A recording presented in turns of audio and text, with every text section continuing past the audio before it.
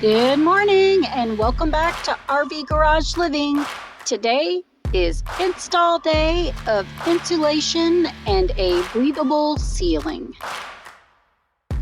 Today we'll be using an Adu product, which is a thick plastic product for the ceiling, and then we will be using insulation for the walls for thermal and sound control. Because this will be our powerhouse, there'll be a water pump in there, so it'll be kind of loud when it kicks on to make the pressure at 60 psi all the time. And then it will also have our batteries and our inverter and all of our power components for our solar system, as well as our temporary for now, our washer and dryer and a standard size refrigerator. So we do want to make it not soundproof, but we do want to make it thermal controlled and sound not deafening, but we want to be able to hear it when it kicks on, but we don't want it to be super loud like a Jenny or an air compressor running all the time.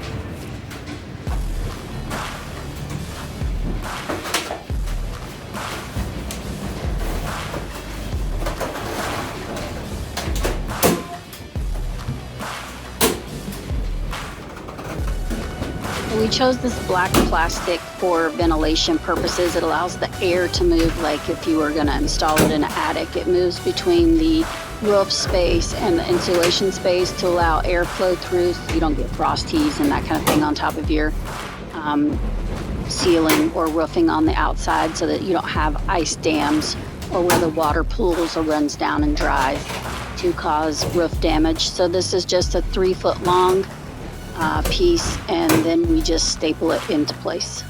The good thing about this black plastic is that you can overlap the layers and staple them into place, and it doesn't interfere with the work that it's trying to do with the airflow.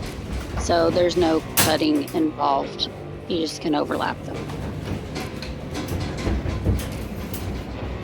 We did drill holes in it for ventilation purposes, and then over the holes, because we have this lovely bird that lives here that likes to get up into everything and build a house. It's not a Spalding sparrow. I can't remember. I'll try and remember as the video goes along so I can remember. But they only need like a 1-inch circle or a 1-inch opening to get in and build a nest. So what we did was we took fencing and cut them into like 4 by 4 inch squares and put it over the holes, over the circles. Also, for those people who are using insulation, whether it be thermal or sound or a different type of insulation, you are required to put gypsum board, which is also known as sheetrock, or some other code approved material over the top of it. You can't just leave your insulation exposed because it is not fire resistant. It will catch fire and burn. After all, it is paper and fibers. So just a quick note, you do have to cover it up.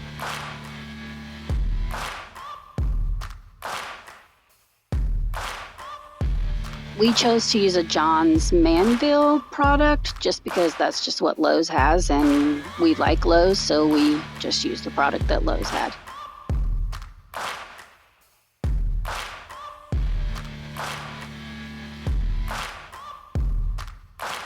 I do want to share just a little video at the end of this. It's a lot of rinse and repeats like before.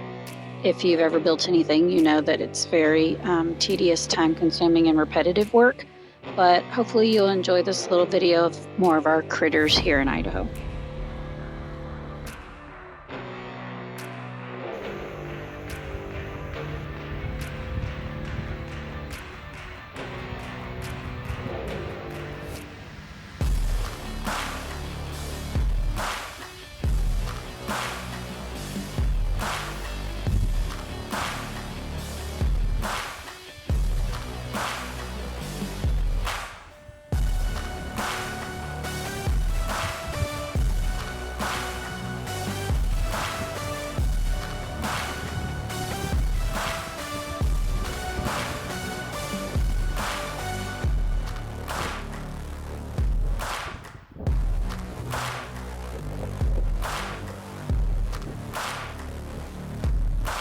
I do want to share with you the next day's weather just because I'm trying to stay as consistent as possible with the day-to-day vlog.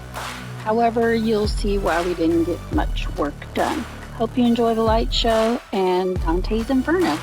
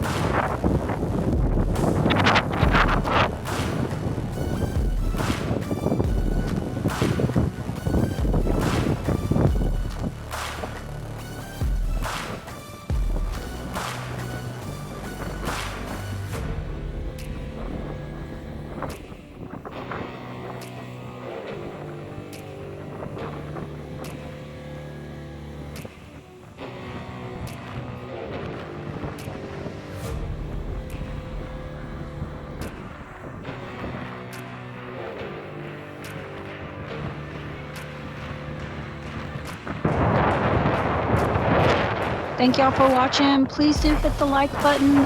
Please subscribe to our channel. If you want to know when we put out a video, hit that little bell next to the word subscribe and you'll get notified every time we post a new video. And once again, we'll see you on the next one.